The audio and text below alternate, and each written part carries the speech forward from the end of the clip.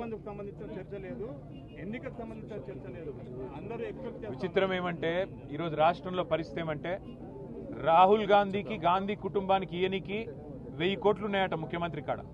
దోసుకున్న పైసలు 2 ఏళ్లల్లో మరి ఢిల్లీకి చెత్తందుకే 1000 కోట్లు ఉన్నాయంటే ఈయన ఎన్ని వేల కోట్లు మింగిండో రాష్ట్ర ప్రజలు ఆలోచించాలి.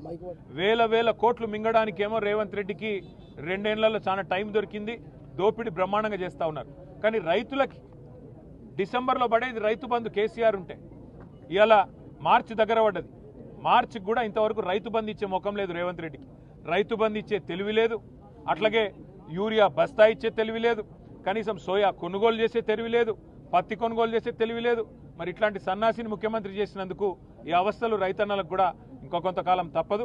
కానీ ఒకటి మాత్రం పక్క, గాంధీ కుటుంబానికి ఇచ్చే 1000 కోట్లు నీ అయ్యసొమ్మ నీ అబ్బసొమ్మ ఏడికెళ్ళి తెచ్చినావో రేవంత్ రెడ్డి రాష్ట్ర ప్రజానికానికి సమాధానం చెప్పాలి. ఎన్ని వేల కోట్లు నువ్వు దోపిడీ చేస్తే మరి గాంధీ కుటుంబానికి 1000 కోట్లు ఇస్తానంటున్నావు. అది తెలంగాణ ప్రజల రక్తమాంసాలు కాదా? తెలంగాణ ప్రజల చెమట కాదా? ఇక్కడి ప్రజల సొత్తు నువ్వు దోపిడీ చేసి గతంలో ఓటుకి నోటుకి దొరికిపోయిన ఓటుకి నోటు కేసులో ఇవాళ 1000 కోట్లు అని చెప్పి ఓపెన్గా చెప్తుంటే మరి బీజేపీ ఏం చేస్తున్నది? కేంద్ర సంస్థలు ఏం చేస్తున్నాయి? ఈడీలు, సిబిఐలు, ఐటీలు ఏం పీకుతున్నాయని అడుగుతున్నా నేను. ఏం చేస్తున్నారు మీరు? ఇంత ఓపెన్గా ముఖ్యమంత్రి బాహాటంగా గాంధీ కుటుంబానికి 1000 కోట్లైనా సరే తెలంగాణ నుంచి నేను ఇస్తా అంటుంటే బీజేపీ ఏం చేస్తున్నది?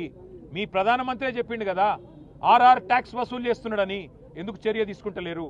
ఎందుకు రేవంత్ రెడ్డిని, ఎందుకు కాంగ్రెస్ ప్రభుత్వ అవినీతిని బీజేపీ ఒక రక్షణ కవచంలాగా కాపాడుతున్నదో సమాధానం చెప్పాలని చెప్పి కూడా మేము డిమాండ్ చేస్తా ఉన్నాం. Thank you.